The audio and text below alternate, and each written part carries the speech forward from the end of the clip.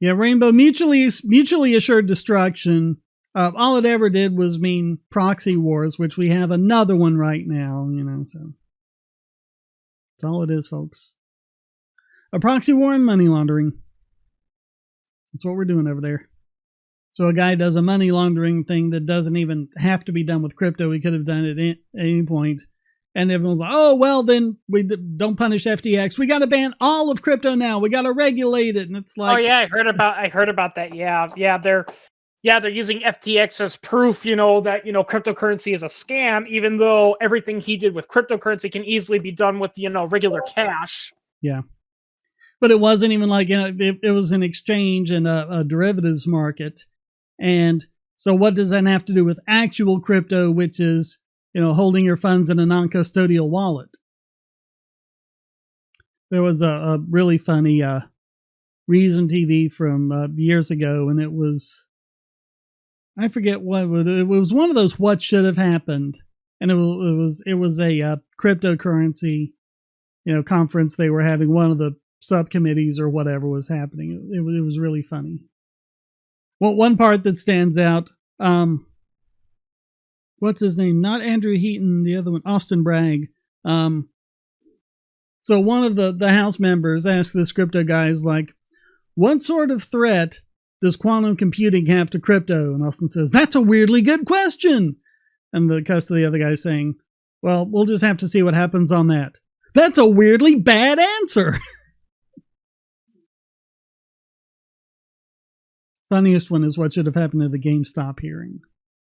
And you have that line from Andrew Heaton. It's like, hey, maybe the reason why we're all investing in stocks is because, you guys have printed so much money, no one can save anything. And if we did, it would be eaten up by inflation. So either fix that or shut the fuck up. What is going on with the whole, I really know nothing about crypto, but I've just heard from the news that there's been a huge crash there or whatever, and it's been a bear market year for crypto. They've all gone, but everything's gone down. I did this, in a video. I compared, what cryptos like Bitcoin and Dash were doing to the S&P 500, the NASDAQ, and I think I did the Dow as well. And they were, it was different magnitudes, but they were all basically going up and down together as the market went. It's a financial instrument. It's probably going to do overall what the financial instruments are doing. Although Dash has had a really good last few weeks in terms of Bitcoin, when the direct trading between Dash and Bitcoin's been going down, but Dash has actually been going up relative to it. Because I've been hearing from a lot of people. What was that thing that crashed? Was it not NFTs? What am I thinking? It just crashed and everyone was talking about it. And I heard FTX. Yes, I keep forgetting. And a lot of people I know in person. I don't know enough about it, so I don't talk about it. But a lot of people I know in person who say they study it more or whatever, say, I don't know, crypto sucks now. I don't know. I don't know enough about the information, but I just heard that it's really bad. Dash versus Bitcoin has gone up 30% over the last month.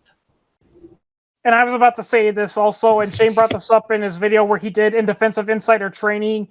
Every time someone comes up to you and says, I'm an expert in this area, in this area of investment, and I'm good, and I'm willing to bet that it's going to fall, 90% of the time, they're just people who either don't know any better or they have a bridge to sell you. And in terms of dollars, Dash is actually up 20% over the last month. Yeah, it's doing a pretty good rally. Going back to South Park, there was that Facebook episode where Cartman has this podcast on Facebook where he talks about friend stock and all that. And it's a parody of that one guy who was known for doing that stock prediction, where he would be like, newsflash, this stock is going down. Oh, newsflash, this stock is going up. Yeah. The irony is, and I think maybe the creators were aware of it, is that guy was terrible at predicting stocks. Everyone was talking about, it's like, oh yeah, he's the expert on it. No. Bitcoin in terms of dollars has gone down 6.44% over the last month. So yeah, Dash is going up while Bitcoin's going down. And it'll probably get a boost in a little bit when Dash Direct finally releases their new card programs, because that's something we've been missing. So I am hoping, at least eventually, for I guess the price is to at least stable out a bit so it can actually be used as a proper currency and not like. Oh yeah, well, it's still a fledgling industry. Keep that in mind. Yeah. People just need to get rid of the idea of, oh yeah, Bitcoin's it because I'm just going to hodl it. And the hold it with the D and the L mixed up. I'm going to hodl it and then it'll go up to the moon and all of that. No, buy it to use it. Buy it because you find it useful. And that's the only way cryptocurrency is going to have value is as currency. That's why I like Dash, because I can actually buy stuff with it. And all the transactions are instant, and transaction fees are less than a cent. If I went out for a Jersey Mike sub and I used Dash Direct, I could save 4.8%. 2% at Subway, 5% at Papa John's. You want to get a pizza? I love Dash Direct. Yeah. Because those are all done as e-gift cards.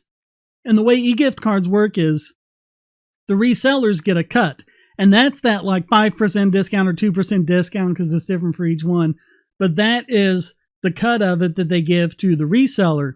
Well, Dash Direct passes that on to you because they don't make money for you. They're paid directly out of the Dash treasury. So you don't pay them anything. They don't take a cut of anything. It's awesome. Yeah. Yeah, but now most cryptocurrencies, they're just speculation tools. Or they're just... Well, some of them are doing things. Monero specializes in privacy, things like that. A lot of them are trying to build out their utility. Ethereum is trying to be a lot better at, smart contracts and things like that. They moved from proof of work over to proof of stake so that the transaction fees won't be ridiculous. Which is good for us graphic artists because that means the price of GPUs is going down. Because that was the big coin that was used, the biggest one that was using GPUs for mining. Because with Bitcoins, it's usually done with ASICs.